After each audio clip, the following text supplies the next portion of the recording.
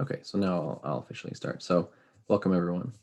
This is part of the panel. Our three topics in this breakout room are vet, public health, and then communication disorders as well. So we'll go around and let each of the panelists introduce themselves. And if y'all just want to say what group you're from, just a little bit about yourself, your background, your field, just so especially people watching the recording later will be able to see who's representing what area and just a little bit about your background. So 3 to 5 minutes for each person. Let's start with, let's see, we'll do vet first. So India, if you want to go first.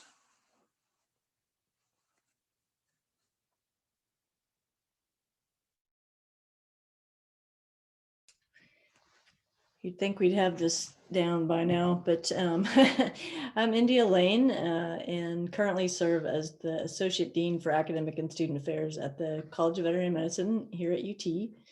My background is as a pretty typical young person who was interested in veterinary medicine, small animal practice, went to the University of Georgia for undergrad and vet school, and then really became enamored with the educational side. So pursued an academic medicine career, academic veterinary medicine, did a internship at Texas A&M, a residency at Colorado State, and taught for a little while at a vet school in Canada, and then moved here about 23, 24 years ago, something like that, where I've done a variety of things with internal medicine, teaching development, academic affairs, and so forth. So I'm always very pleased to chat about what it takes to get in and then get through veterinary college and off to all the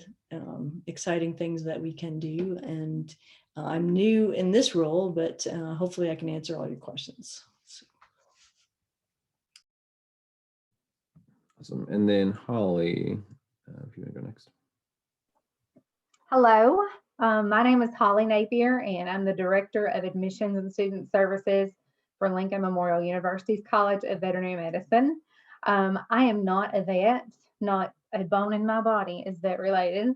I do love animals, but I've been with LMU. We are about an hour and a half north of Knoxville. We're right at the Kentucky-Virginia line. We're the 30th accredited vet school in the nation. We're very proud of that. We are relatively young.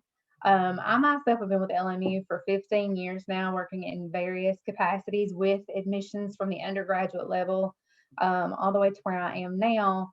Absolutely love working with students. It's always fun to recruit students from California and Texas and New York and have them come get a little dose of Tennessee and Appalachia. What is different about our program is that we have a hybrid distributive model of teaching future veterinarians. So they spend years 1 through 3 with us here in Tennessee and just up the road in Virginia. And they are hands-on learning from day one. We have them handling animals from the very first time that they arrive. They work with large animals, small animals. When they are in their 3rd year, they are actually doing surgeries. They perform 3 spays and neuters while they're with us. Their 4th year, we send them out on rotations all across the country, and they basically design that 4th year based on what their preferences are. We have some that like to go to certain regions that might be close to mom and daddy, so they can live with their parents and have mom cook them supper, and others prefer to bounce all over the country. That's completely at their discretion. The goal of our program is that when they walk across the stage that Saturday in May to get their diploma, they're not only competent in the skills that they've learned here with us and out on rotations, but that they are confident in their abilities. And when they start practice as a DVM, they can hit the ground running. Awesome, thank you. All right, so let's switch to public health then and have Laurie introduce yourself. Good evening, I'm Laurie Meschke. I'm a professor of public health at the University of Tennessee in Knoxville. Pleased to be here. I've not had the opportunity to do this before, so I hope I'm focusing on all the highlights. We are a unique program in that we are small, but we are quite diverse in our offerings, including our collaboration with Veterinary Medicine in getting a dual degree with them. So you can get an MPH while you're getting your doctorate in veterinary medicine, for example. We also have a dual degree program with nutrition where you can earn an MPH with a master's in nutrition. And then we have, we have another program and I'm blanking on it. We'll see if I can come back to that one. We used to have the law school, but I know we've discontinued that program. In addition to the MPH we have 3 concentrations now. So in deciding to do an MPH, you would have to make a decision. Do you want to go into community health education? Do you want to go into epidemiology or health policy and management? We also have a PhD program that focuses on public health. And then you also get to choose a cognate in that arena so that you are more specialized in the area of your choice.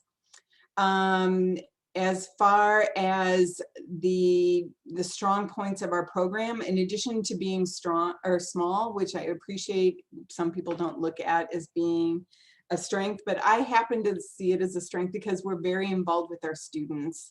We bring in about 25 students every year into our face-to-face MPH program.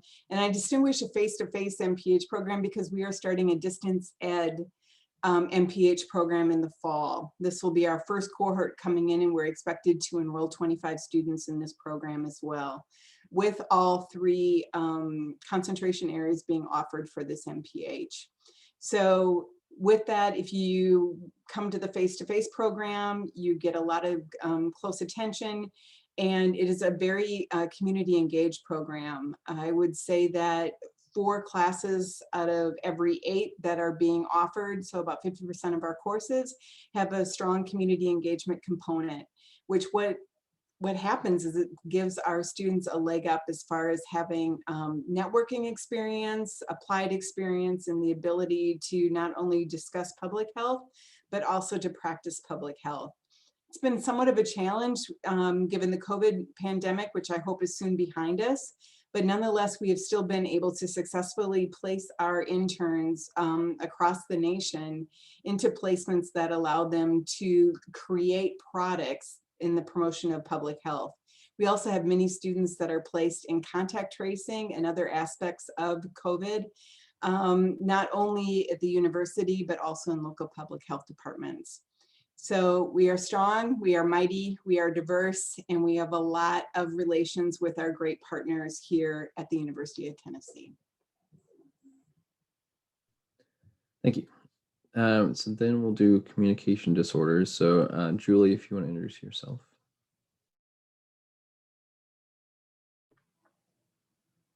Hi, I'm Julie Beeler, and I'm an audiologist and a speech pathologist. I have worked at the university in some capacity, either with audiology and speech or deaf ed, since the early 90s. And our program is unique because we are a joint program. We offer 4 degrees. And one of those 4 degrees is offered jointly through UTK, the College of Education, and UTHSC's College of Health Professions, and that's UTHSC in Memphis, even though we reside in Knoxville on UTK's campus. As a matter of fact, I got really excited about coming to this tonight to sit in one of our new spaces. And so those of you all who are with us who have anything and any history and knowledge of UTK, audiology and speech, will be pleased to know that I'm sitting in our new waiting room, which we'll be moving into very soon. They've renovated new space for us and our entire department, which phase 1 is pretty much done. So we're going to be moving in over the next couple of months into some really fantastic space that's on the perimeter of campus and in a building called UT Conference Center. So we're super excited about that, but and just about everybody in all of the 4 degree programs will get to experience the new space when we really open up and move back in pretty much full force in the fall in some capacity as COVID will allow us. But Those degree programs look kind of like this. So a bachelor's degree in communication disorders, that's the joint program between UTK and UTHSC. And you, as a student, you navigate through that program by beginning in the College of Education and then applying after about 60 credit hours of undergraduate for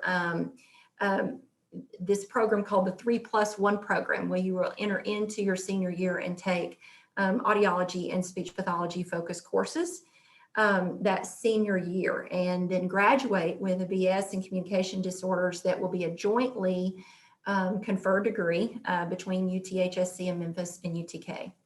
And then our graduate program offers 3 degrees, and that would be the clinical doctorate in audiology, the MS SLP degree, the Master's in Speech Language Pathology degree. And then we do have also through UTHSC, a graduate program that's a PhD in hearing sciences. So hearing and speech sciences, excuse me. So that's kind of in a nutshell what our academic program kind of looks like and how you kind of enter into it, navigate through it. It's a little bit confusing for some students, but we try to walk you guys through it as best we can. Clinically, we have tons of opportunities. We've got 4 clinical endeavors on campus here at the university and kind of spread across campus now. But we have an audiology clinic. We see everybody from newborn babies to anybody that can will themselves into our clinic, as old as they'll come, for a myriad of audiology services. We have a clinic that sees just those who have hearing loss and amplification who want to advance their listening and learning. We see about 90 patients a week in that clinic for those services, be it a group services or individual services. And then we have a special clinic that's on one edge of our campus, kind of the polar opposite of where our new spaces will be, but it's called the Pediatric Language Clinic, and it's a grant-funded clinic that sees children ages birth to 3 who sit somewhere on the spectrum. And so we see a lot of little kiddos that need some help with social delay, communication delay, all types of issues behaviorally that their parents may be struggling with. So that's our 3rd clinic. And then our 4th one is in the heart of campus. It is the Hearing and Speech Center, where we only do speech language services at this point, even though the building has a slightly different name, but it's got some history behind it. So we do have 4 busy clinics where we run all of our students through those clinics, but then we have a myriad of clinical opportunities that are in the region for extern placements, off-campus placements. So we've got a host of audiologists and speech pathologists, most of who went through our program, who are giving back to our program by being off-campus preceptors for us to supervise our students at various points in their graduate program. So that's a little bit about us in audiology and speech. Awesome. And then last but not least, Danielle, if you want to introduce yourself. Hello, everyone. Good evening. My name is Dr. Danielle Watson. I am a speech language pathologist, and I am the chair of admissions at Tennessee State University. We are the Department of Speech Pathology and Audiology, and we are in the College of Health Sciences. At TSU, we offer pretty much 1 degree, which is the Master of Science in Speech Language Pathology. That's our main degree. We do have a concentration at the undergraduate level for undergraduate students, but they would graduate with a degree in health science and just concentrate in speech language pathology so that they could later apply. We also offer prerequisites for our program for people who are non-degree seeking, who may have gotten their bachelor's in education or engineering, and they just want to take the prerequisites so that they could apply to our school or any graduate school. Our program has 2 modes of delivery. We have a traditional mode of delivery where students come and they sit in the classroom. Hasn't happened right now because of COVID, but it's a traditional form of delivery.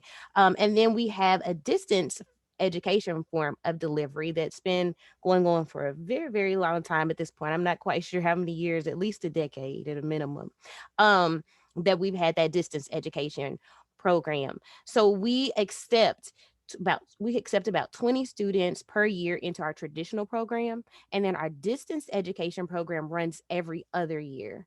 And so I know a lot of times when people apply, it's a little confusing because they think they're applying for the distance program, but you have to apply for the distance education program in even years. So any even year is when you can apply to our distance program, and we only run one cohort of distance education at a time.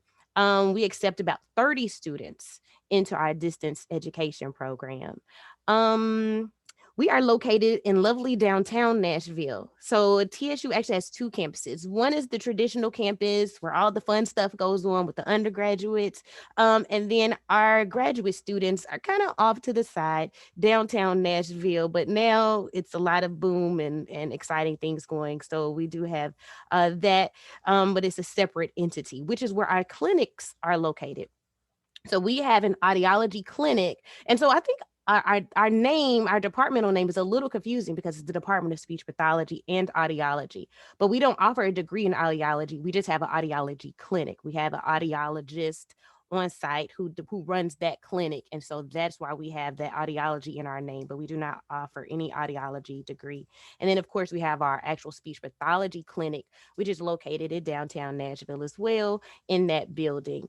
And so our students are all over the nation because we have that program. They're placed wherever they are. So wherever you live is where your clinical practicum would be if you were a distance education student. And then if you are a traditional student, your practicum would be somewhere in Nashville, Tennessee. That's pretty much, I guess that would sum it up, I think. So thank you. Awesome. All right. So I think what might make sense, Ray, if you have any questions already for any of the panelists, if you do, that's fine. You can go ahead and say it. If not, I have a list of questions and I can go through those, but wanted to let you go first if you already have anything off the bat and you're comfortable asking them, of course. If not, just say no. After you might answer anything I have, okay. And then we'll go from there. Okay. Let's see. So let's just start off. Let's see. So for each panelist, and so we can just go one at a time again. When a student is applying to your particular program, what can they expect? What does the application cycle generally look like? Is it a centralized application, etc.?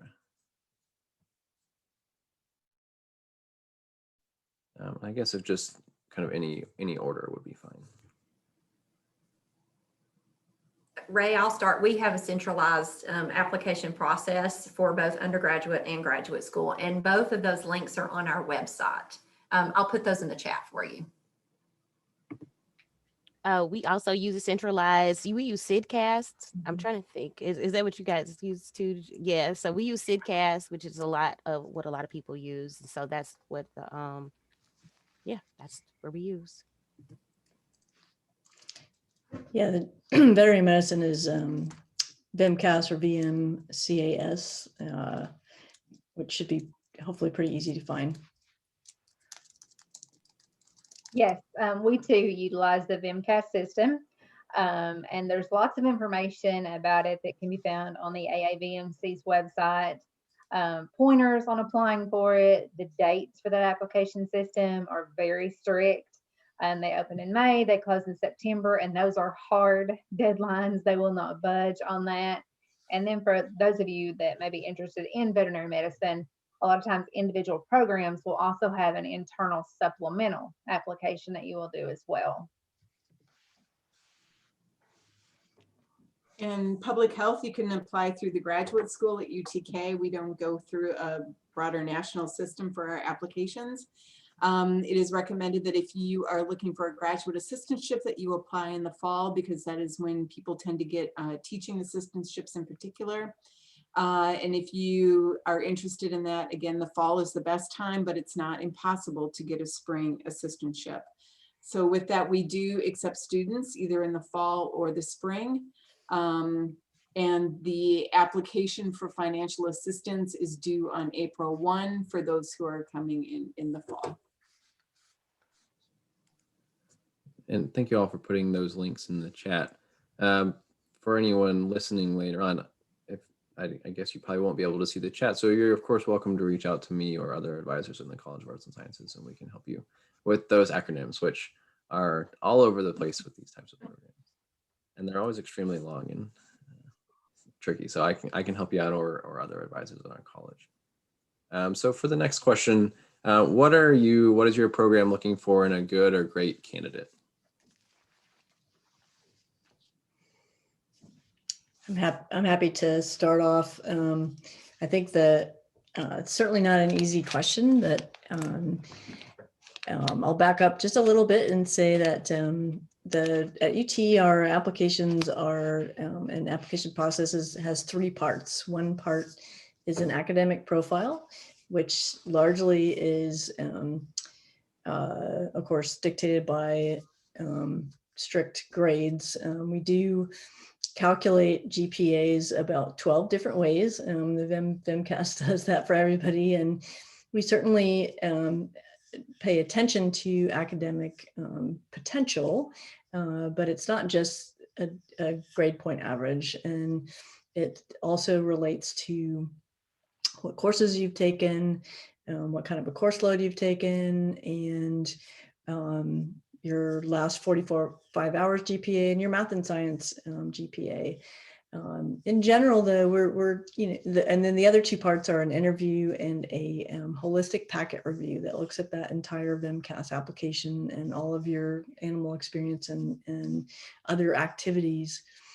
So what we're looking for is someone who has a clear rationale for wanting to go to veterinary college and use a veterinary degree to proceed in a variety of careers.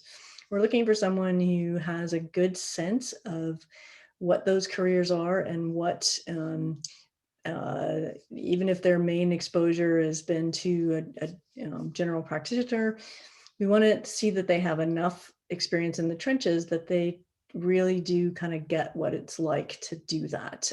So that's the biggest thing about a background. And many, many different backgrounds can prepare you for veterinary school. So in addition to that, we're looking for folks who are coachable, who are good communicators, are willing to learn to become good communicators, who are passionate about something and who are hoping to make a difference, and who we think will succeed, in the program. So we're looking at activities, leadership opportunities, again, the academic profile, and certainly animal and veterinary related experience.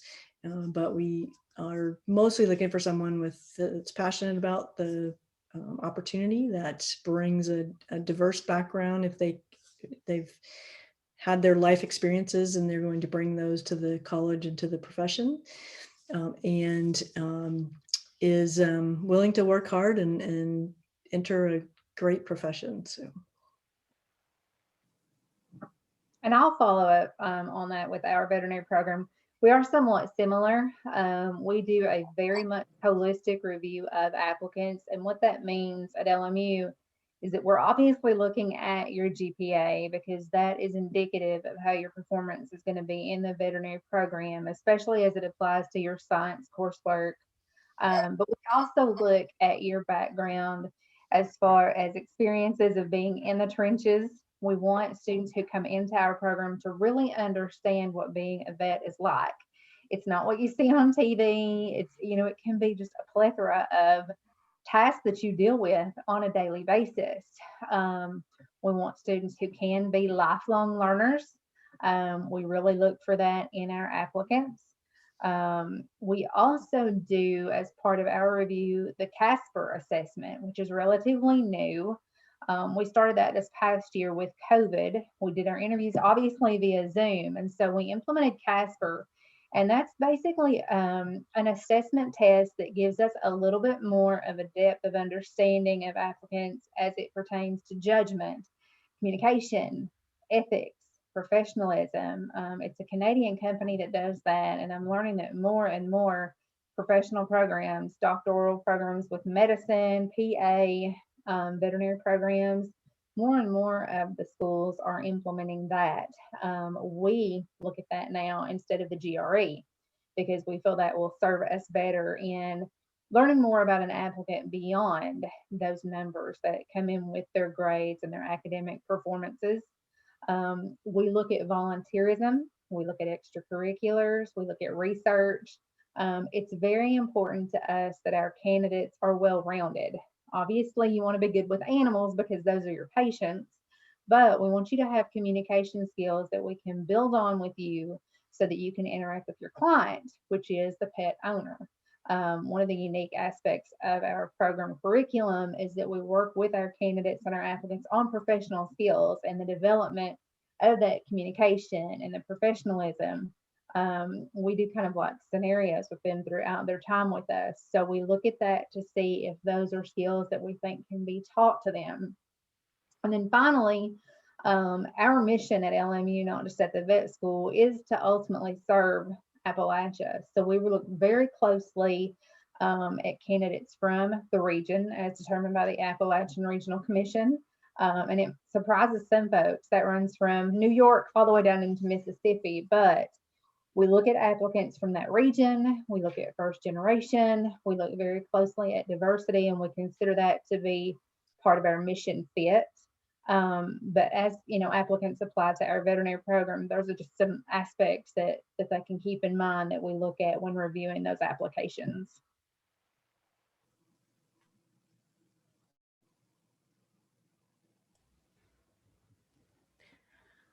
Okay, well, at TSU, just like everybody else has said, we do also look at more of a holistic kind of, we take a holistic view of our application process.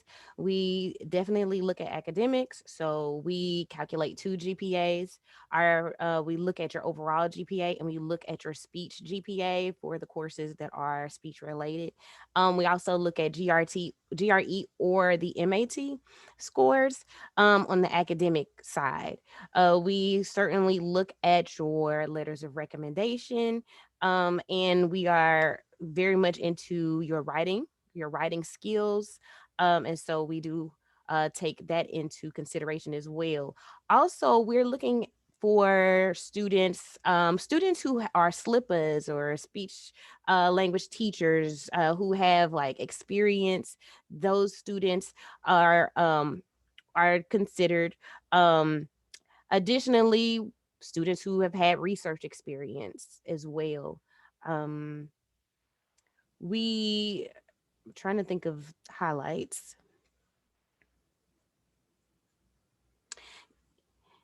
Students who are bilingual, who may have had some ASL courses, who maybe have some ABA experience, things like that. Those are things that are looked highly upon in the application process. So it's not just about academics, it's about the whole student and what kinds of experiences you've had and that you are able to bring.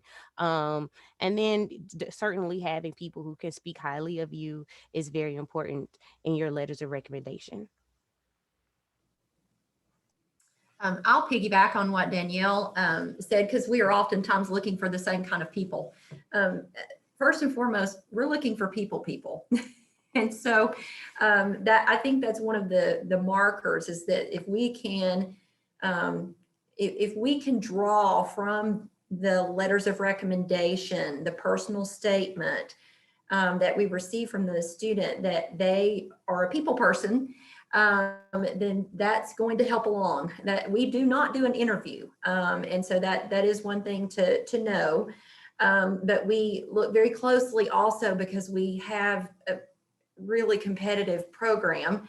You know, when you receive over 600 applications for 50 some odd spots in SLP and, you know, 20 spots in the AD program, you've got to have a way to really filter through the big chunk of applications that comes in. And so we do look very carefully at that academic profile that India mentioned earlier.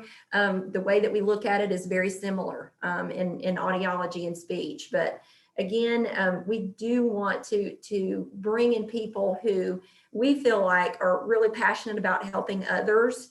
But there's some other kind of traits that we're looking for too. We're looking for obviously people who feel very deeply for one reason or another about communication and improving communication in others and giving others that opportunity to reach their goals.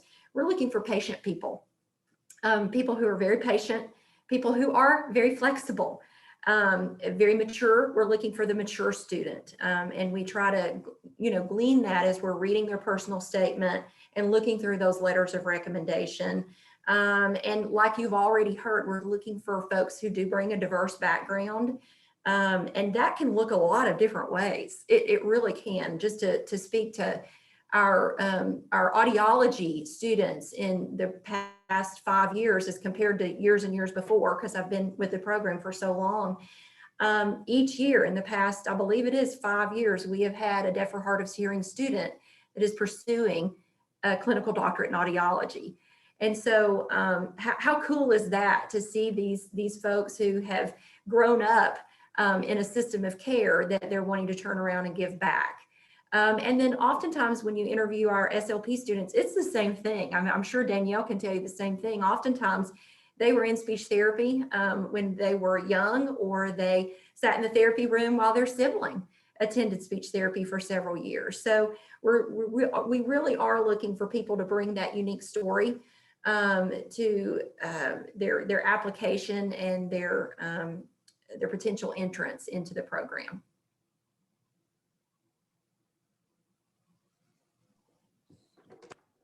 In public health, we've had some recent changes. We no longer require the GRE, so that's a new development. And we've seen that we've already had an expansion in those who are applying to the program, because what we were finding is that especially those that had economic challenges, the GRE just wasn't a feasible test to be taking for admission. So that's one piece that's changed recently. We also look at academic achievement. It is really lovely to see if somebody has taken statistics or biostats as an undergrad, but if not, we do still accept students who haven't had that, but they're required to take such undergraduate courses before they take the graduate level classes. We also have an essay that's required of the students, and ideally with the essay, in addition to looking at overall writing skills, it's also an issue of finding people who can really connect their past to what they want to be doing in graduate school and how they intend to apply that in the future. Public health is extremely broad. I mean, we have people who just want to sit in front of computers all day and crunch secondary data and tell us what COVID looks like on a day-to-day basis. And then we have other people who want to go out in the community every day and provide face-to-face interactions and try and change the world one skill set at a time. And because of the breadth of public health, the personality isn't so much of a player. The motivation can be across the board. We have a lot of pre-med students who end up in public health, which I think is really a boon, because the intersection between prevention and tertiary healthcare is just so critical. And our students are leaving with an understanding of what health disparities are driven by. And just the fact that you give somebody medication doesn't mean they can afford it, or they're going to have access to it, or that they even have a schedule that's going to allow them to take it on a regular basis. It gives them a broader perspective to ask questions that an exclusively medically trained person may not step away with.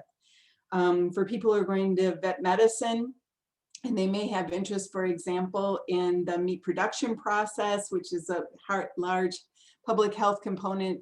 They may have an interest in One Health and fully understanding the integration of animal health with people health, et cetera, and how we as an ecological system are all interconnected. These pieces are critical. So who you're going to grow up to be when you leave public health is really quite wide open. But having faculty who can help guide you and connect you to internships and experiences that are going to serve as a strong foundation, that piece becomes really critical, even if you're finding out that one aspect is what you don't want to do. So with that, we're looking for the academic piece. We're looking for strong writers who are able to give a life perspective. And lastly, with your three letters of recommendation, it's strongly recommended that at least 2 of your letters are academic oriented, that it should be somebody who can speak to you, the skills that you bring to the classroom, to your ability to collaborate with your peers, because collaboration both in the discipline and interdisciplinarily with public health is extremely important. And those comments from people who have observed you as a student are critical. Thank you. So this next question will probably be slightly less applicable for public health than for the other 2 fields, but Laura, you're still definitely welcome to answer. It's definitely relevant right now. What recommendations do you have for students to gain experience during a time when it's hard to get, such as now with minimal in-person opportunities for experience?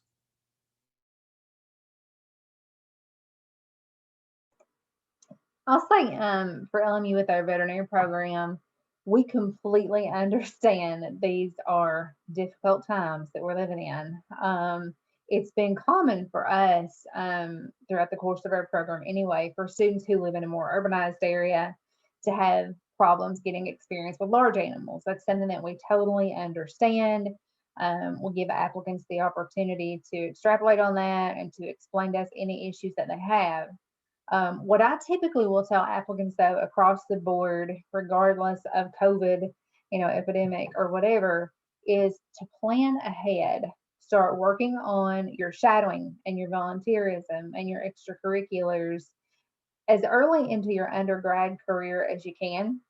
And it's very common for me to tell students that are looking toward applying to vet school, I'm old school. So I typically will tell them to get a notebook from Walmart, just a little cheap notebook, and start keeping track of their hours, what they did, where, when, and what it entailed.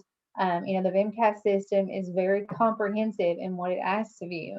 And a lot of times we think to ourselves, oh, I'll remember that.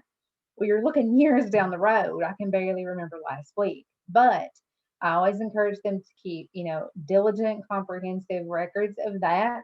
And then when they get to the point of applying, even if they don't thank me in person, they're remembering in their head and they're thanking me mentally. I think that can probably be helpful across the board to whatever professional program that you're applying to. But, with COVID being present, we just encourage them to do the best that they can. And as far as LMU goes, we really try to be understanding of these extraordinary times that we're living in.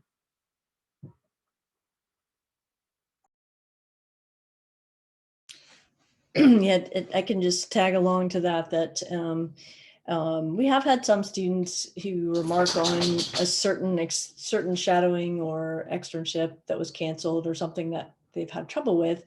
And we just have that as part of their explanation and kind of consider it in the big picture. For veterinary applications, it's very true that the process starts pretty early in terms of getting some good experiences and hours to make sure that this is what you really want to do, as much as to have a good application. It's really to get a sense of if this is right for you. So those experiences typically go back for a while. My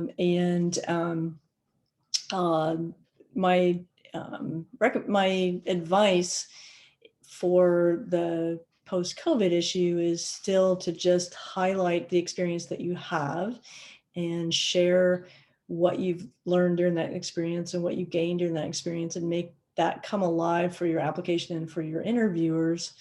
And then there is an opportunity to explain any challenges that you had in the application process. Also related to experience, I think that the application is changing a little bit to help us with this. Although it's important to make sure to take notes of all these variety of interesting things that you've done. We also look at the breadth of your experience from different species and types of practice and research and other types of animal or veterinary experiences or leadership experiences, and as has already been mentioned. But we're also looking for the depth.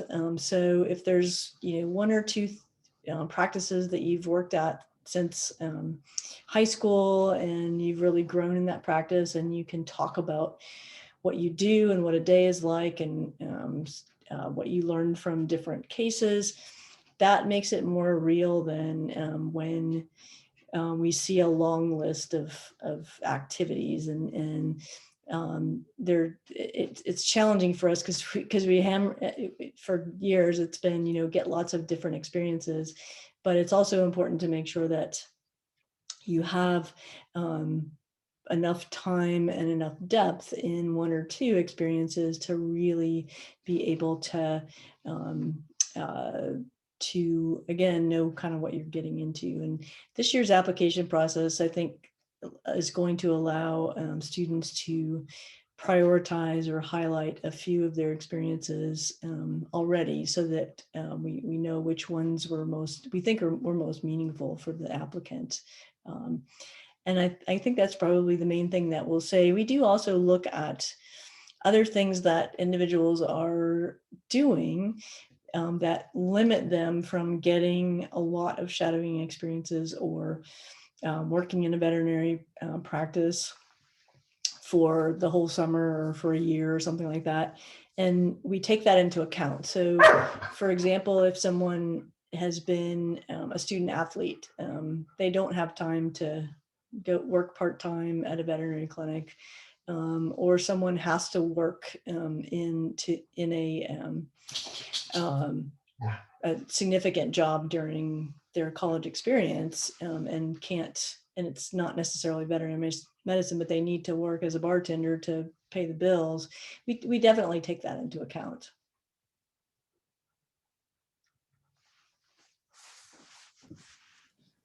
Okay, well, COVID, wow, it's thrown us a curveball in so many ways, and in giving students either at the undergraduate level or even the graduate level, their clinical experiences has been quite the challenge. But to Ray and anybody else who watches this, I would encourage you to kind of think out of the box when you're trying to gather some experiences before you enter into an undergraduate program, even a graduate program.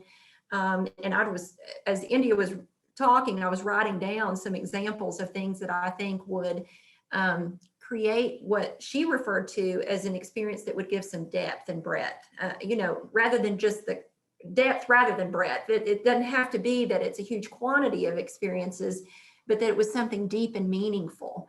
And, if you are one of the individuals who's coming to the discipline with that backstory, that would certainly be something to share, and the impact on your family, on whomever it was in your family, if it wasn't you that the communication disorder impacted.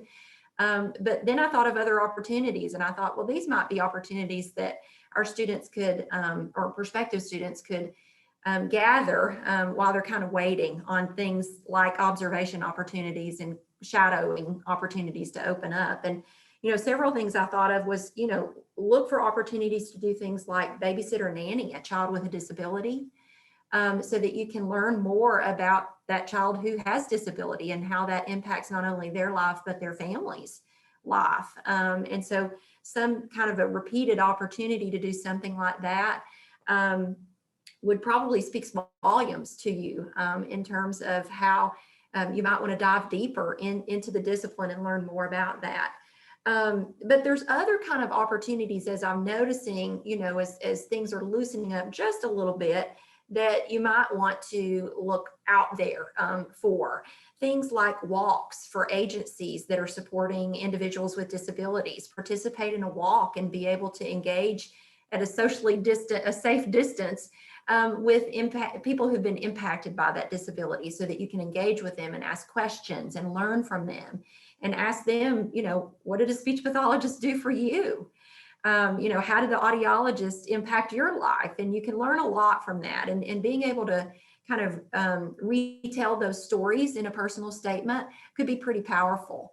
And so I was thinking about those walks, even like weekend camps. I'm beginning to see some versions of things like that beginning to be offered again. And they're looking for volunteers, and they love student volunteers because student volunteers have typically the time to commit to the camp and energy.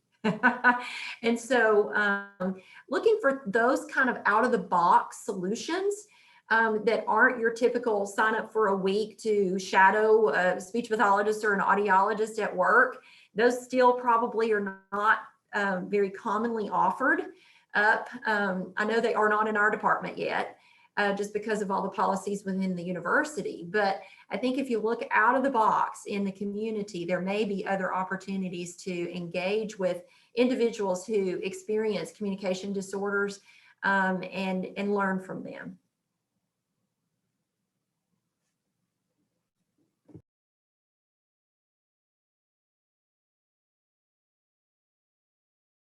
Danielle, did you want to say something before I said a little bit about public health? No, I don't have anything to add. Everybody has said something good. So I would say ditto so far.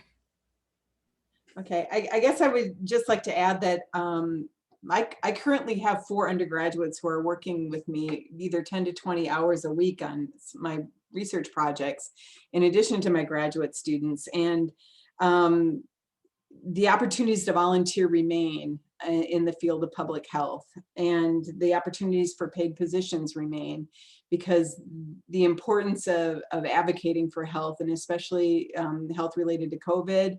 I do a lot of my work in the area of opioid use disorder. The risk of overdose only increases. It does not decrease with COVID, and access to contraception and access to medicines and job loss and loss of insurance and how to get people the different supports that they need. None of this ends with COVID. And so I think COVID has opened up new opportunities, but it's definitely shut down some of the opportunities for networking. So if you're going to be looking for some of these opportunities, I would be very strategic in relation to what you're selecting, or what type of skill set you want to leave with, or what you are trying to build up based on your current skill set. Because chances are you're not going to be going to meetings and meeting a lot of other people, or if you do, it's all going to be virtual, and your opportunities for network are going to be much more challenging. So to be strategic in getting your experience and really thinking through, what do you think you want to do? How can you get in at the ground level, and taking the risk to ask to join, and always ask when something is offered up, can I help out with that? Because those are the undergraduates that I see in my lab that are really excelling, and they're asking to do things like, oh, I'd like to learn how to do data analysis. Doesn't matter to me, work with the graduate student, let's get it done. So always being willing to learn new skills and adding that to your resume. And I think the idea that Holly said about keeping track of things, I have so many students who do not realize that what they're gaining in their experience is more than the typical applicant comes in with.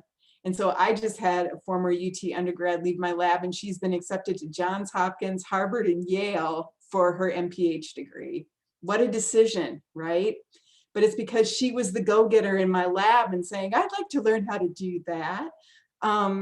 And she left with a list, and she left with products. So make the most of whatever you find to do. And to piggyback on what Laurie just mentioned, you know, the nice thing about having a conversation right now that's different from if we were having this last March, is that, you know, I know through UTHSC and beginning in UTK, professors can begin to kind of outline and ask for permission to reinstate or begin again with their research. And so if they haven't already gone online to do a lot of the research that they were doing via surveys or, you know, something that's virtual, there's just the beginning point, and you all are who are probably going to be watching this, or Ray, at the point where you all will probably feel the effects of things just beginning to open up a little bit, to where, you know, that go-getter student can approach somebody like Laurie or one of our speech pathology or audiology professors, and especially if they're in your niche area, that little area of interest that you find to be most intriguing, to say, here I am, don't forget me. The minute that you get that approval to do your research, I will do whatever you need me to do. And so, you know, go ahead and do your homework ahead of time for whatever discipline it is that you land in, and find those people who specialize in your niche area, that area that really intrigues you, and get your name in their head is one of the best things that you can do, because it will make a huge difference, because they keep those people's names on a list, and it's not a long list usually. And they'll go to those people first, Ray. So you can really make a big impression by making that phone call before other people to say, I'm really interested in learning more about your specialty area. How can I help you when things open back up for your lab? So I have some more questions, but Ray, do you have anything before I keep going with others? Not just yet. Okay. So for any of you all, do you have or frequently have non-traditional age students in your program, or students who have finished undergrad several years ago and have been doing something else and then are coming back? I would say most definitely. Our distance education program seems to primarily be made up of students who are those who have graduated a little while ago. They actually are in their careers, or they're having a career shift, and that's why they are choosing the distance education mode of delivery, because the classes don't start till 5:30 at night. So they're able to go to work a full-time job during the day, take care of their families, and then log on to class and be able to do that financially and still go to school as well. Now, the DE program is part-time just by design for that reason. So it's more so catered toward the non-traditional student. Our traditional program, though, those usually are the students who went from, you know, high school to college straight on to graduate school. So it's two different designs. Yes.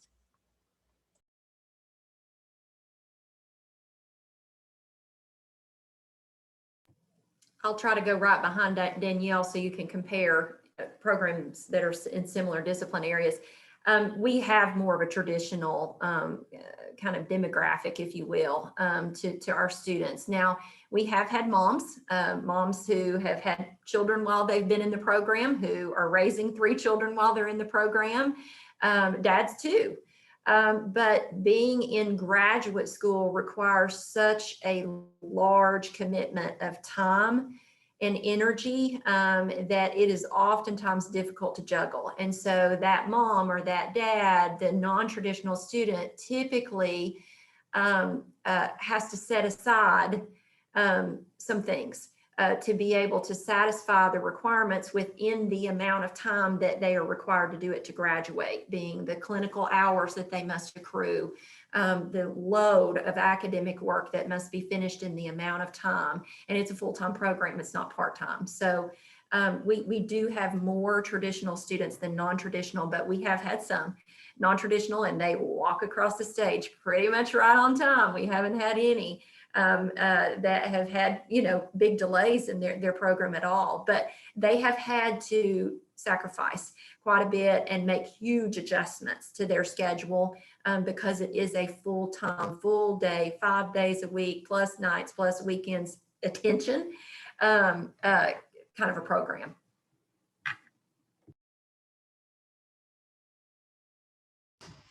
Yeah, I can kind of piggyback that, and I apologize to the recording or anyone. My dog, I've been gone all day. My dog is kind of going nuts here. Emmy, what are you doing? Sorry. Tried to take her outside. Okay. now she's here. So yeah, veterinary school is a full-time effort, more than full-time, as Julie mentioned, especially during clinical training. But we have lots of non-traditional students, and I'm sure LMU has a lot as well. And it's kind of fun. They are usually folks who come back to veterinary medicine after doing something else, or we have some veterans that finish their military service and come back. Lawyers, accountants, people who are ready to go back to a dream that they had. They do have some challenges, but they also have some advantages. The challenges coming from perhaps a period of time where they have not been taking, 21 credit hours, which is what some of our semesters are, or taking modern, I shouldn't say modern, that sounds kind of funny, but current molecular biology and microbiology and so forth.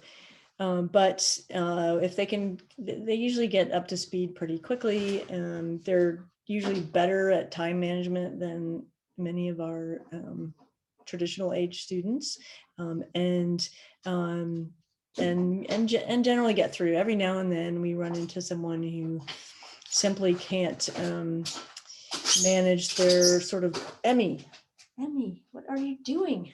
Manage their life and really more going back to a super heavy academic load. During the clinical year and a half, our students have 5 semesters, so 2.5 years of lecture and laboratories that are definitely full-time, and full-time being classes from early in the morning until the late afternoon. And then there's a year and a half of clinical placements, and I'm sure there's other programs have clinical placements of various types too. And those are times where it is nights, weekends, different hours, and occasionally we'll run into someone who has a challenge with childcare during that time. But usually it gets done. We figure it out, and it's exciting to work with those individuals because they bring a lot to the plate of the class. And I would agree with Dr. Lane on that. We do have several each year that come back, and we kind of jokingly refer to them as our grown-up students, because a lot of them have been out in the real world and they have a little bit more of a concept of what it is to take on such a big endeavor. And that really does take some guts to come back to vet school. A lot of times they are returning to a dream, and it's something they wanted to do since they were a kid. And so we definitely commend them for that. We work really hard to make sure that they do have, the tools needed if they might not be as savvy with the technology. We make sure when they come into the program that their prereqs in those science courses especially have been taken within the past 10 years, just again to make sure that they are with the current methodology and teaching. But they bring a different dynamic to each class, and I think it's a win-win for everybody that's involved. And the MPH program itself does not have many non-traditional students, but we do have some, because all of our core courses are taught in the evenings. So that's really helpful for people. And our other courses are typically taught only 1 day a week. So there is a lumping of time that can occur with our courses. However, the distance education program that's going to start next fall is going to be very tailored toward people who are working full-time, traditional hour jobs. Well, actually non-traditional too, because a lot of it is going to be asynchronous. There's going to be very little that's going to be a synchronous component. So with that, we should be seeing an increase, ideally statewide, as far as the students we're able to attract with the distance ed program. So it's a little bit related. If there are students that applied to your particular program and were not admitted, but wanted to apply again, would they be able to meet with you and or someone at at your program? And if so, what kind of advice would you generally give them? We do offer individualized file reviews with applicants, and that's myself and some of my colleagues and I. And typically we'll sit down with them and we can do it via telephone, we can do it via Zoom, whatever need be. And we really go through their application, and we obviously point out things that are good and their strengths, but we also work really hard to point out areas where they can improve. You know, for some of them, it's academics and they really need to step it up.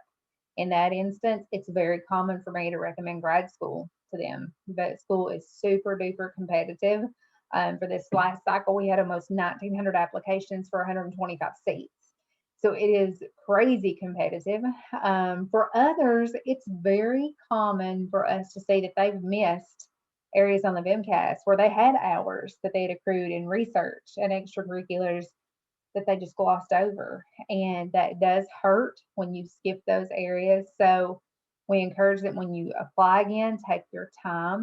Don't wait till that last minute. Don't procrastinate. That really does vary with each applicant, but we are more than happy with the time and effort and obviously the funds that they put into applying to these graduate programs. We're more than happy to sit down and take some time with them to see what they can do to improve and hopefully become a more competitive candidate.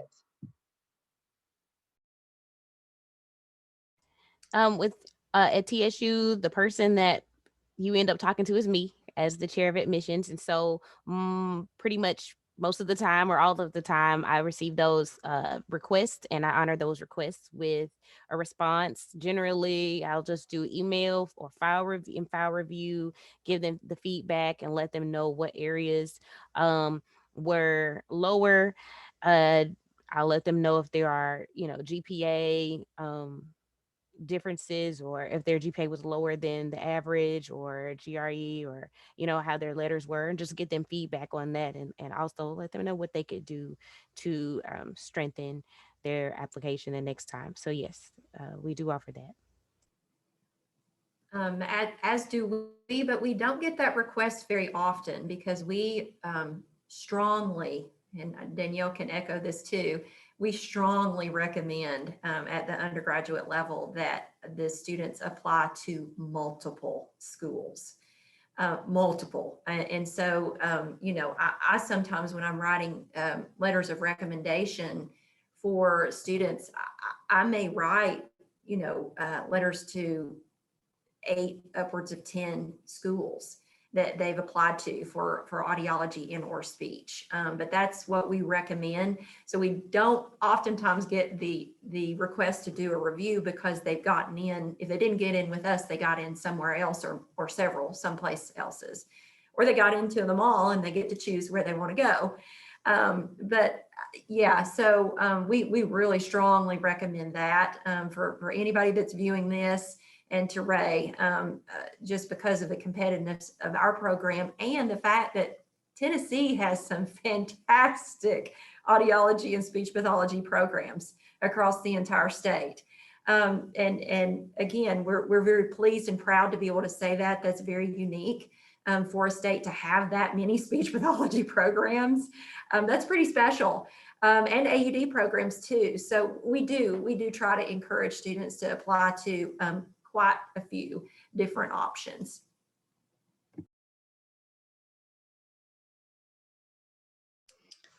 I think I don't have a whole lot to add but we definitely, I definitely can echo the competitiveness of these application processes, and it's really important for students who get denied the first time or even a couple times to not get really down on themselves and to think that there's something that's just fundamentally bad or not, that they're not being admitted for, because it's so competitive and there's such small things that make a difference between falling on the line of, for example, that we only take 60 in-state students and 25 out-of-state students. And so, but typically our students will email or phone communicate with our admissions counselor, Deborah Shepard, and she's very good at explaining, looking at the file and kind of explaining what she feels comfortable telling them about their big picture and where they can improve. And then if they have additional questions, I'll do a telephone or in-person conversation where just like at LMU, I look at each part of their file and try to help them frame their experience better. One of the biggest things I end up telling people is to make sure to get letters of reference from people who really know you best, not try to get the letter from, the dean of a college or something. Get somebody who knows you and make sure that a couple of them are from veterinarians that you've worked directly with. And other letters might, they won't hurt you, but they're not going to help you to have a letter from your family friend or coworker or those kinds of things. So we'll talk about the letter sometimes, we'll talk about the experience. And a lot frequently we'll talk about the interview. And the good news is that when I can talk to an individual about, you look great, you've got your academics look fantastic, something didn't come through during your interview, that's something you can practice, that's something you can work on, and that's a place where you can go up quite a bit in your scoring and ranking. And so those are better than the conversations with students whose academic profile is weak, because there isn't a whole lot that you can do about your prior academic performance. We do look at the last 45 hours as a tiebreaker sometimes for a weak academic performance. We have in the past looked at the GRE exam as something that also can indicate your academic potential, and we will still do that, but we don't require the GRE anymore. Finishing your degree is one thing that a lot of students apply before they've finished their undergraduate degree, and just that last year of grades in advanced courses might help them a lot. And then potentially a master's degree or something where if you're really trying to show that you can do this level of work.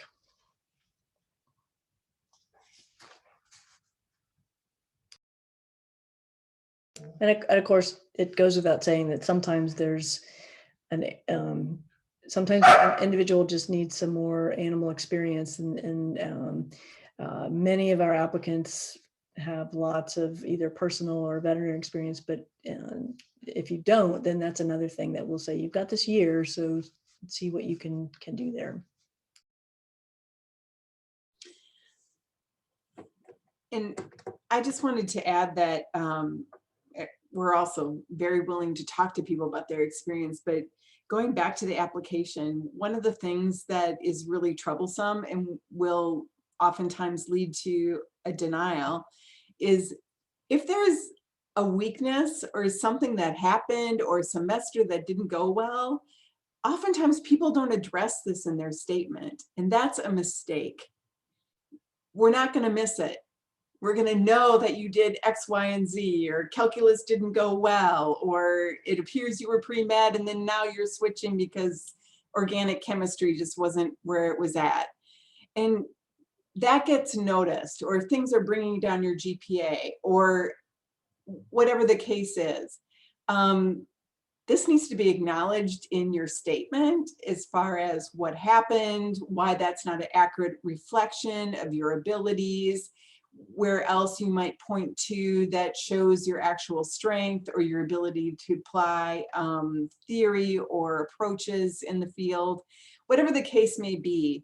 But that's one piece that would help avoid some of this denial, is if people would just acknowledge when there's a shortcoming or a hole or a challenge. And if you can help clarify what happened or what is a better indicator of what could happen.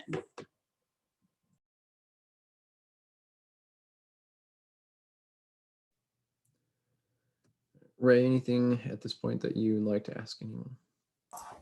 I'm a little bit curious about distance learning for a graduate program. How does that work? How are you supervised? How, when you're not actually at the school in that area?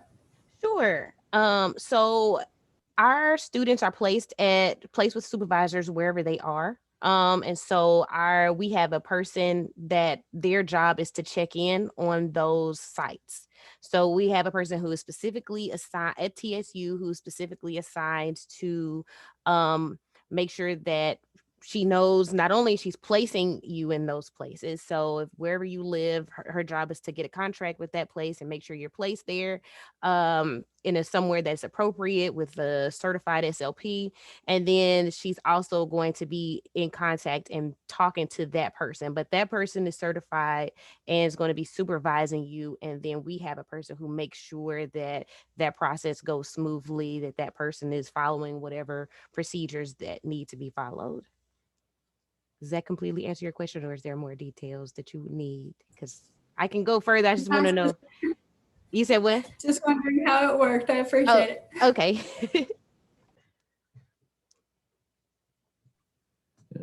Other questions, Ray? No, I've learned a lot. Yeah, I have as well. Let's see. I guess one other question I'll answer, and then as you answer this question, if there's just anything else in general you'd like to add before we wrap up about your program, or just kind of to students who might be watching, feel free to add that as well. So have any changes due to COVID, or any of the changes due to COVID, do you think any of them will be permanent for your program? And then just anything else you'd like to add for tonight. That's a great question. I think the main thing, there's probably three major types of changes that were made in our program. One was that all of our lecture, just straightforward lecture presentations and discussions and conversations are on Zoom. Two are, we've continued our hands-on laboratories, but in smaller sections with more space. And three, in the clinical phase, we had we started off with smaller groups. We've built our way back to full load in the hospital, and that's going very well so far. We don't have any clients in the building yet, and that's meant that we've had actually an entire class of students who will have done all of their client practical experience in the hospital on the telephone, pretty much, or in the parking lot. And that's an unusual situation for sure. You don't learn, you learn certain types of communication skills for sure, and masks have made communication harder too, but it's quite discouraging to realize that so much of what we usually hope to build in our students is that ability to sit down across an exam table or in a couple of chairs and have some really meaningful, take very good patient histories and interviews, communicate findings and make plans together. And so that's been challenging, and that I hope we'll go back to as soon as we can. What we probably will try to keep, things that were quite positive though, were that our students have grown in their desire for a more flexible delivery of that preclinical program. And that I definitely want to take forward. I think that we have students who enjoy before COVID, we've had students who enjoy coming to class. We have other students who just watch the recordings or at home later. Now we have a third scenario where we have students who would like to not watch a recording, but they would like to watch a streamed lecture at home. So now we're looking at potentially 3 deliveries for the same content, in class, live streamed and recorded. And I'm not sure that we're going to pull all that off, but what I absolutely want to try to pull off is many different options to access material, a thoughtful process to what what content and courses we have that work well as asynchronous courses and which don't, what parts of courses work well as asynchronous and don't work well as asynchronous. And then we have a massive scheduling headache to figure out. And finally, it would be really nice to keep our smaller sections because for most of those, we find that or have found that it's a little bit quieter, it's a little bit less chaotic, there's a little more attention to the teaching and learning that's happening, but it places a double or triple burden on our faculty instructors. So we're still going to have to kind of figure that out. But those were definitely the things that turned out to be quite valuable. One more thing that we did that is just good practice that we should have done before COVID was we made the Canvas delivery, the learning management system organization more consistent across courses. And before this, instructors could build their Canvas course however they wanted. And that meant that students were trying, they have 8 to 10 courses at a time, and they're trying to figure out how someone has organized the Canvas modules. So we're been a bit more, so there are a lot of things that we're going to take forward. I don't want to have to, the parts I'm looking forward to not doing are, all of our contact with students being on Zoom.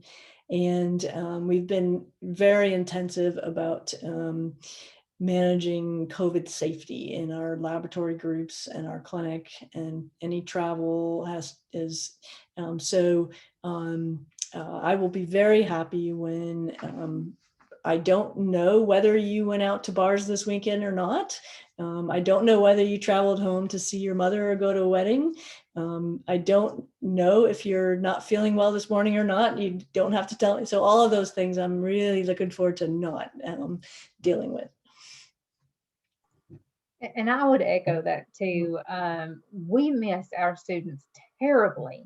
Yeah. All of us have talked about, we have our CVM building and it's relatively new. And so as soon as we got moved in, COVID hit and they're all gone. And it's just us kind of wandering around the halls, and it's a ghost town. So we miss our students so bad. We've had them at the farm in lecture or in labs, actually doing that work in smaller groups, being as safe as possible. With COVID procedures, we've cracked down on the travel. Everybody's just trying to do the best that they can. I will say that moving forward from an admissions perspective, we've stepped up our game as far as technology goes with outreach and recruitment, which has been fun to learn and fun to experiment with. I think that's stuff that we will continue to do. We get a lot of applicants from very far away, California, Texas, Colorado, different places like that.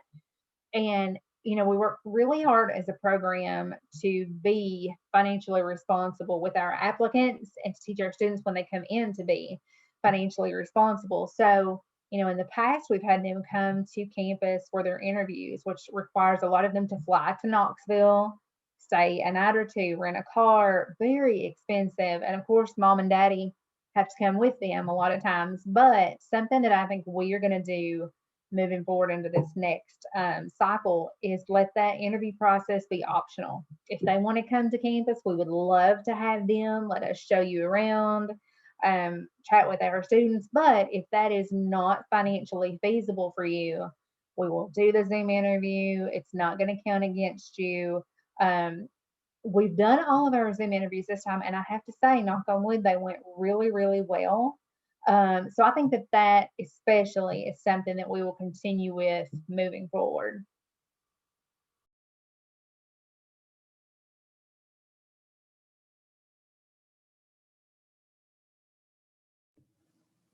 I'll go next.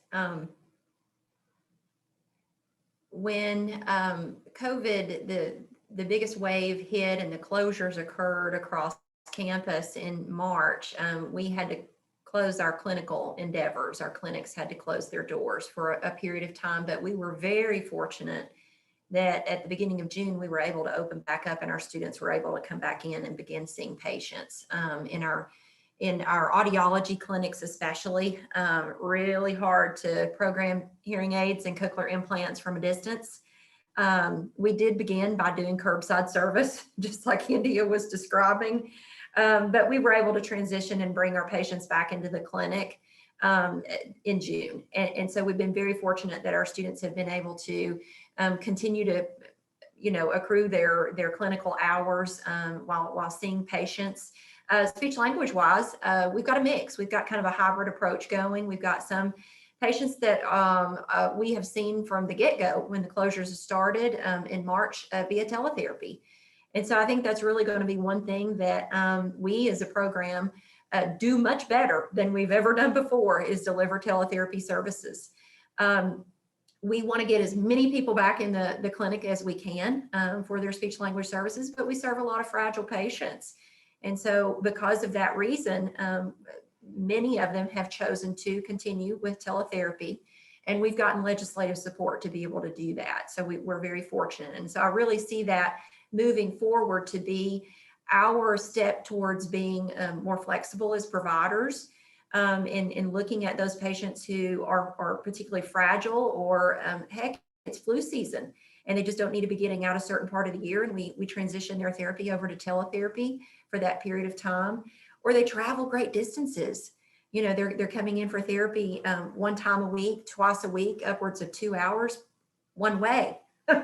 So we're going to be better at delivering services to those patients and teaching our students how to do that. So we're really excited that we had the opportunity, as crazy as it was, to be able to learn how to deliver our services in a bit of a unique way. Not that teletherapy wasn't being done, but in the state of Tennessee, speech pathologists weren't getting paid to do teletherapy. So, but COVID changes and COVID came about, and legislative changes backed those efforts. So we'll be doing that differently. To echo a little bit of what India said,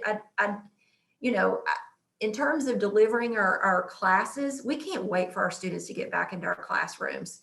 And we've got new classrooms for them to come back into. So we really can't wait for them to step foot into our building and be able to experience it both academically in terms of scientific discovery in our research labs, and also in our clinics. So we're kind of, waiting for all the doors to open back up so that we can welcome everybody, both students and our community back into this building, because we can't wait to show everybody what it is. We're super excited. That is exciting, and it's so ironic that we're also building like 3 large new lecture halls, and I'm thinking we may not have anybody in those lectures. Everybody might be at home watching the lectures on Zoom. Yeah, we have the good fortune of being able to. We've got a large room that we could do definitely some distancing in, and so we may have to be more creative with our speech pathology classes, but our audiology classes, we got plenty of space to make them all sit separate from one another.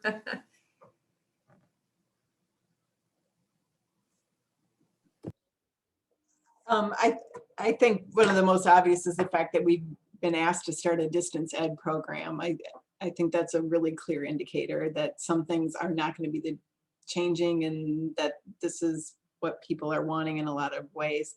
I think the other piece with COVID, and I totally resonate with everything else that's been said here, but I think it's the attention that we're giving to students, because mental health issues have been big challenges during COVID, whether it's the isolation or the added stress or the grief that people are going through, the distance from families, not only domestically, but internationally. And I think our awareness, for example, when I have smaller classes, we do a check-in at the beginning of every class just to make sure everybody's in a good place. And I think this is something that we as faculty are going to have to continue for some time as people are transitioning out of COVID into what the next new normal is. that we have to be aware, we have to be more on top of what our resources are. We're going to have to be more dependent on the university to provide those services. We need to have a responsibility to our distance ed students. I mean, what is our approach going to be, and how are we going to be able to take care of one another at a distance? So I think that's one piece that we will be continuing in public health. I think many departments will be, but this is just brought to the forefront how critical this can be, the issue of mental health in particular. And I'll just say one main thing that will stay and that will definitely remain is the creativity. I feel like if nothing else, COVID has brought us out of the box. We've tried to come up with so many different ways to increase student engagement. Like I said, we've always had a DE program, a distance education program, but it's different when you have students that were traditional and had a goal of being traditional the whole time and trying to help them be engaged and engaging our clients, because we weren't doing teletherapy and now we are. So just being creative is something, we're no longer in the box. We've streamlined and brought in so much technology, and it's wonderful to see. That's been really a wonderful thing to see, people just kind of stretch and break out of whatever system they were in and be open-minded to technology. So I am happy about that, and we will continue that. I have heard specifically about the public health programs. Really, I guess, great job that you all are doing with supporting students' mental health these past 2 semesters. So it's interesting that you mentioned that. But that'll wrap it up. Unless, Ray, you have any other questions that you've thought of in the last few minutes. Not any questions, but thank you all, and myself and behalf of all the other listeners out there. We appreciate you taking the time out to do this for us. For sure. Yeah. Thank you all so much for being here and giving all this great wisdom for students to be able to listen to. It's definitely really appreciated, and taking your time in the evening as well. Really appreciate it a whole lot. Other than that, you all can hop off, and I'm going to go back to the main room. Hi, Thank you so much.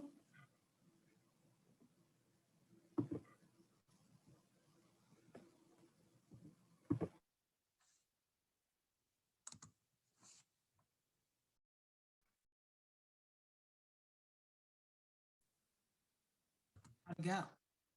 Long, Yeah. but good. It's just like all my You want to panelists. stop your recording? Yes. I just don't know how to edit them.